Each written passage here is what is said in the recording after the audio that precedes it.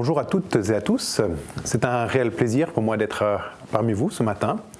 Avant de commencer, j'aimerais peut-être prendre juste un petit temps pour pouvoir avoir une introspection personnelle et aussi inviter le Saint-Esprit. Alors, là où vous êtes ce matin, j'aimerais simplement vous inviter à prendre un temps de pause d'environ 1 minute pour inviter le Seigneur dans notre réflexion.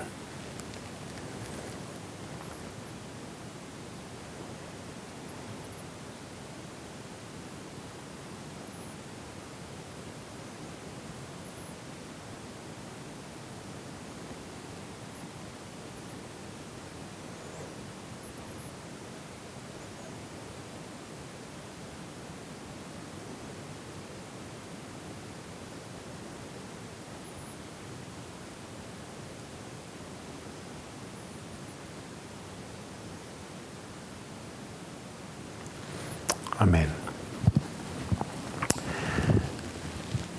Au vu de la situation actuelle que traverse le monde, avec les nouvelles qui ne sont pas toujours réjouissantes, avec beaucoup de bruit de guerre, avec beaucoup de rapports sur les famines, sur les problèmes mondiaux, avec les canicules qui reviennent, avec tous les intempéries ici et là, nous sommes dans un monde qui aujourd'hui vit une forme de stress sans précédent.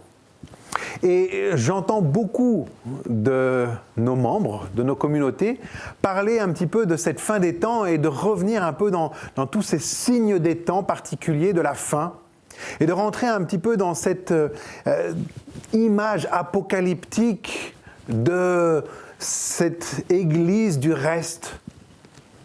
Et j'aimerais peut-être ce matin, non sans nier certaines évidences, inviter à un regard et une perspective un peu différente.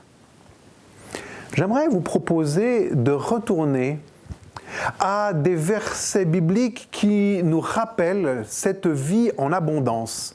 Et le thème que j'aimerais aborder avec vous ce matin est celui de cette abondance, celui de l'évangélisation. Alors nous connaissons bien le mot évangéliser, où il nous faut annoncer beaucoup de choses, parler aux gens de cet évangile, essayer d'aller ici et là pour convaincre les personnes, leur dire ce qui va se passer, leur parler de Daniel 2, de l'Apocalypse. Ce sont certaines de nos spécialités. J'aimerais peut-être simplement, comme je voulais inviter au début, à prendre un temps de pause, nous dire stop. Essayons simplement de revoir ces versets bibliques qui nous parlent de l'Évangile, de la bonne nouvelle, plutôt que de ces tourments. Alors oui, j'aurais pu prendre un texte allant avec la situation actuelle. Et là, je vous aurais proposé Hébreux au chapitre 12 et au verset 2. Je vous propose de le prendre. Hébreux au chapitre 12, verset 2. En échange de la joie qui lui était réservée, nous parlons de Jésus, du Fils, il a souffert la croix en méprisant la honte qui s'y attachait et il s'est assis à la droite du trône de Dieu. Et là, on pourrait déjà y voir un premier exemple, l'exemple suprême du martyr, celui qui a tout laissé. Oh oui, nous connaissons très bien la kénose, où Jésus va se vider. Jésus quitte la beauté du ciel pour venir ici sur terre. Et donc, une forme d'invitation peut-être à suivre les pas. Et donc, celui qui s'engage sur le chemin du chrétien s'attend à la souffrance, il s'attend aux persécutions. Et pourtant, dans toute cette dynamique, quand je relis les évangiles, quand je regarde Matthieu, quand je regarde Marc, Luc, Jean, je retrouve un Jésus qui mange, qui s'assied et qui dérange par ce genre de fête. Le premier miracle n'était-il pas celui de changer de l'eau en vin? Ouh! Bien sûr, il nous faudrait préciser aujourd'hui du vin non alcoolisé. Mais est-ce là le débat? Alors que Jésus est sur terre, il vit 3 jours de célébration. Là, pour moi, est un premier message. Et quand la célébration voudrait être ternie par un manque, celui-ci va pourvoir à ce manque pour continuer de célébrer. Dans nos églises qui sont là, nous associons cette vie de chrétien souvent à une forme d'austérité. Une vie un petit peu banale, ou peut-être pas banale, mais souffrante. Attendre la fin des temps et se préparer à vivre sans électricité, sans eau chaude, et donc nous nous préparons dans cette perspective. Or, en relisant ma Bible, du début jusqu'à la fin, je ne vois aucun de ces messages. Un combat spirituel, certes, mais un combat de souffrance. Oui, certains passages en parlent, mais la souffrance me semble beaucoup plus profonde par rapport à des personnes qui n'acceptent pas l'idée de Christ. J'aimerais revenir à toute cette idée du plus tard, d'un jour, bientôt. Des personnes qui vivent toujours dans quelque chose qui arrivera plus loin. Une projection du ciel et du royaume des cieux qui est après. Des membres qui ne veulent pas vivre cette vie en abondance aujourd'hui, qui ne veulent pas vivre cette réalité du royaume des cieux avec les personnes qu'ils vont rencontrer chaque samedi. Et cela me dérange. Nous avons 3 catégories. 3 catégories de ces personnes. Des personnes qui vont peut-être être le chrétien ne pas. Le chrétien ne pas est un peu comme ce fils qui est resté à la maison. Nous reprenons la parabole de Luc au chapitre 15. Cette parabole très connue du fils prodigue. Je ne m'attarderai pas dessus, vous la connaissez. Un fils qui va partir et qui va vivre en abondance. Alors, certes, sa vie n'est peut-être pas la meilleure. Ce qu'il fait n'est peut-être pas le meilleur.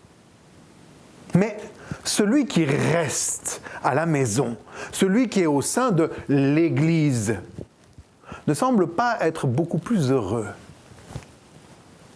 Et nous voyons ce fils aîné qui est resté là, à la maison, auprès du Père, celui qui aurait dû profiter chaque jour de la richesse du Père. Simplement râler sur sa propre condition. Soupirer, nous dit le texte, sur le fait qu'il n'ait pas pu, lui aussi, vivre la fête. À aucun moment donné, le texte ne lui dit que toi, tu as perdu la vie. Non, tu étais supposé la vivre, cette vie. Toi, celui qui est resté là, près du Père. C'est le chrétien ne pas. Un petit peu comme ces personnes qui sont là, qui vont voir Jésus. On peut reprendre peut-être le texte de Marc au chapitre 2. Très très intéressant. Marc au chapitre 2 et verset 23. Le chrétien ne pas est celui, nous dit le texte, qui, comme il traverse les champs, Jésus est en train de récupérer, les disciples, de Jésus sont en train de récupérer quelques épis, et là, on leur tombe dessus. Non, non, ce que vous faites n'est pas acceptable. C'est un jour de sabbat. Ne pas. Et donc, le temps vécu en communauté est un temps de non-sens, parce qu'il est fixé sur des regards, sur la peur d'un jugement, sur des non-pas. Et donc nous arrivons à l'Église et nous ne vivons pas quelque chose avec nos frères. Nous sommes au contraire dans une crainte de ce que nous pourrions provoquer. Autre que ce chrétien ne pas, nous avons le chrétien de demain. Alors j'en ai déjà peut-être un peu parlé. Le chrétien de demain se retrouve un petit peu dans Jean au chapitre 10. Jean au chapitre 10, je vous propose une forme de parabole. Jean au chapitre 10, les versets 7 à 10. Nous sommes dans la parabole du bon berger. C'est moi qui suis la porte des moutons, nous dit le texte au verset 7. Tous ceux qui sont venus avant moi sont des voleurs et des bandits, mais les moutons ne les ont pas écoutés. C'est moi qui suis la porte. Si quelqu'un entre par moi, il sera sauvé. Il entrera et sortira et trouvera des pâturages. Le voleur ne vient que pour voler, abattre et détruire. Moi, je suis venu pour qu'ils aient la vie et l'aient en abondance. Le chrétien de demain pourrait voir ou voit sa vie comme étant une vie volée. C'est celui qui, peut-être, parce qu'il a beaucoup souffert, il a peut-être vécu une séparation, il a peut-être vécu la perte d'un emploi, peut-être même plus tragique, la perte d'un être proche. C'est celui qui aura peut-être galéré toute sa vie, un petit peu à gauche et à droite, et n'aura pas trouvé énormément de sens. Et au temps de faire un bilan, se dira « qu'est-ce que j'ai fait ? Ma vie ne vaut rien. » Alors dans une forme de protection, parce que nous sommes là et qu'il est peut-être difficile d'accepter les choses, nous nous projetons sur demain. Quelque chose de meilleur, mais demain. Aujourd'hui, ma vie a été volée.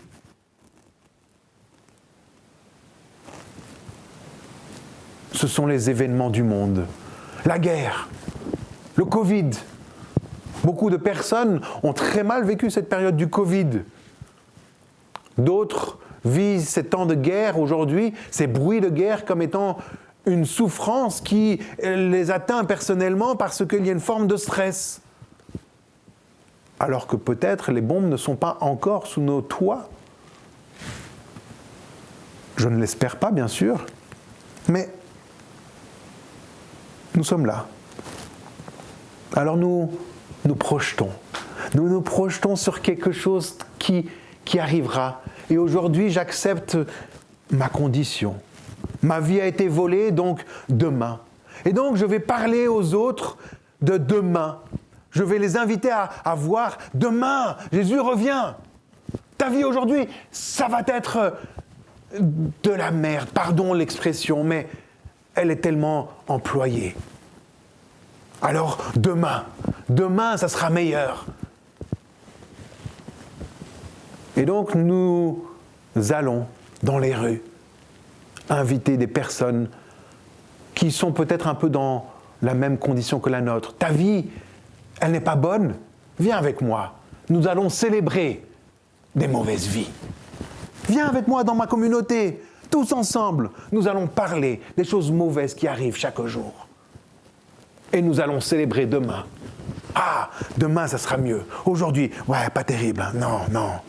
Et nous faisons un cercle et nous discutons de cela. Troisième catégorie est le chrétien apocalyptique. Le chrétien apocalyptique est celui qui va se projeter, un petit peu comme dans Matthieu au chapitre 24. Matthieu au chapitre 24 est un texte très intéressant, alors je ne le lirai pas tous, mais des textes qui nous parlent des signes annonciateurs de la fin. À partir du verset 4, nous voyons Jésus qui leur dit « Prenez garde que personne ne vous égare. Beaucoup, en effet, viendront en se servant de mon nom, etc., etc. » Et là, le texte va continuer, va parler de destruction, va parler de guerre, va parler de famine, va parler de plein de choses, des signes des temps. Ah, le chrétien apocalyptique est celui qui va rechercher dans tous les événements qui arrivent des signes pour se convaincre de la chose. Et donc, il va y avoir une forme de recherche, une forme de conspiration. Alors, ça va peut-être se dégrader en une attitude de youtubeurs, de personnes qui vont continuer constamment à s'enraciner dans cette vidéo et puis regarder une autre et se convaincre encore plus. Oh, les médias jouent beaucoup là-dessus, vous savez. Et donc, on se convainc de plein de choses. On se convainc probablement de la loi du dimanche, on se convainc de plein d'autres paramètres qui sont là, qui sont en train d'arriver. Et une fois de plus, nous oublions l'essentiel, de profiter de cette vie avec le Seigneur, de profiter de ces moments particuliers avec mes amis. Dans ces 3 cas de chrétiens dont je vous ai parlé, nous revenons au problème essentiel de l'étymologie du mot évangéliser. Nous avons pendant bien des années imaginé ce mot évangéliser comme faisant partie d'un monde de ce chrétien ne pas, de ce chrétien de demain ou de ce chrétien apocalyptique, où il fallait aller sur les places, annoncer ce qui allait se passer demain. Le mot évangile est simplement un mot qui signifie bonne nouvelle. Quand nous regardons les textes qui nous parlent de cette bonne nouvelle, nous voyons un Jésus qui veut venir vivre, qui tape à la porte. Ce n'est pas du futur, mes amis. Voici, je me tiens à la porte. Je suis là et je frappe. Si quelqu'un m'entend, je vais venir manger avec lui. Ce n'est pas du futur, ce n'est pas le banquet là-haut. C'est une vie que le Seigneur me propose aujourd'hui. Et la parabole que nous avons lue tout à l'heure dans Jean chapitre 10 se termine là-dessus. Pour qu'ils aient la vie en abondance. Je suis leur berger pour qu'ils puissent vivre cela aujourd'hui, pour qu'ils n'aient pas l'impression que leur vie leur a été volée. Alors certes, nous vivons tous des problèmes chaque jour. Je ne veux pas le nier. Nous vivons dans une société qui n'est pas la meilleure. Je ne veux pas le nier. Mais aujourd'hui, nous avons quand même le privilège simple de pouvoir faire des choses en toute liberté, comme celle d'ouvrir ma Bible devant vous, sans problème. Alors aujourd'hui, j'ai envie de profiter de cela. J'ai envie de dire merci à Dieu, parce que chaque jour, je peux vivre cette abondance de cette parole qui m'encourage. Aujourd'hui, j'ai envie de dire merci à Dieu pour ma femme, pour mes enfants, qui sont là. Peut-être, parfois, ils sont malades, mais je peux voir aussi leur sourire. Je peux voir leur joie, un peu dans cette innocence, parce que pour eux, la guerre est loin et parce que un ballon qui est là devant eux, ça leur fait tellement plaisir. Je peux aller le samedi dans ma communauté et voir des personnes absolument fabuleuses qui ont parfois des différentes expériences que les miennes. Je peux découvrir leur histoire et voir la magnificence de Dieu au travers mon Église. Je peux simplement manger avec les uns et les autres et profiter d'un royaume des cieux qui est là. Et là, mes amis, ça, c'est l'évangélisation. Parce que évangéliser, euangélion, c'est la bonne nouvelle. La bonne nouvelle que nous avons un Seigneur qui est là au milieu de nous. Et donc nous voulons le célébrer, nous voulons chanter, nous voulons lui dire combien la vie est belle à vivre. Alors, ce matin, j'ai envie de vous encourager à évangéliser vos communautés, à remettre la bonne nouvelle au sein même de vos familles. Laissons toutes les mauvaises nouvelles qui nous accaparent et prendre nos mentalités de côté. Si nous sommes le peuple de l'Évangile, alors prenons le temps de parler plus de bonnes nouvelles que de mauvaises. Et nous verrons que notre communauté vivra en abondance. Amen.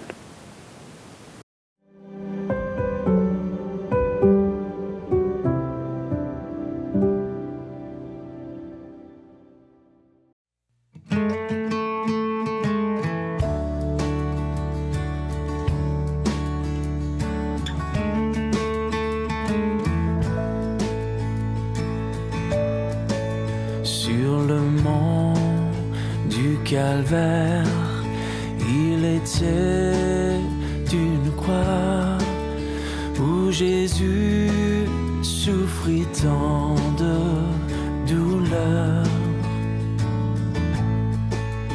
Oui, c'est là qu'il mourut sur cet infâme bois pour sauver le plus vil des pécheurs. Cette croix me sera toujours chère. Elle est gloire et victoire pour moi. Et par elle, en la maison du Père, la couronne est offerte à ma foi.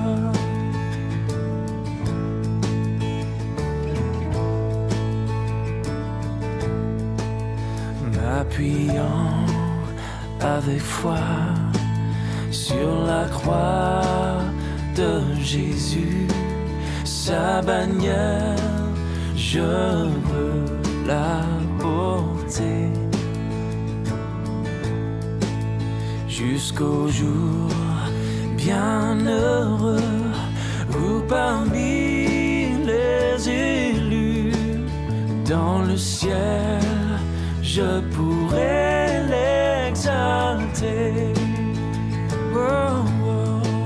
Cette croix me sera toujours chère.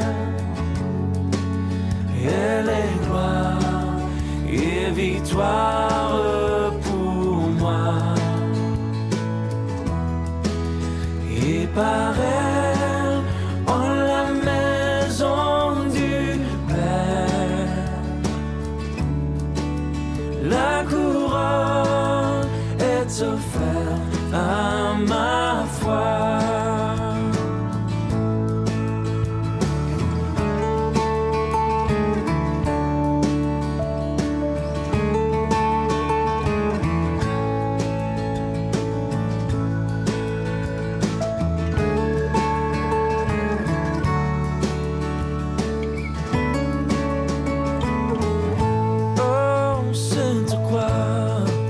Cette croix me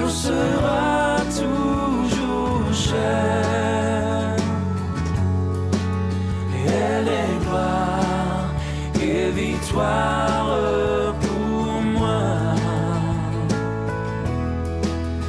Et par elle, en la maison du Père,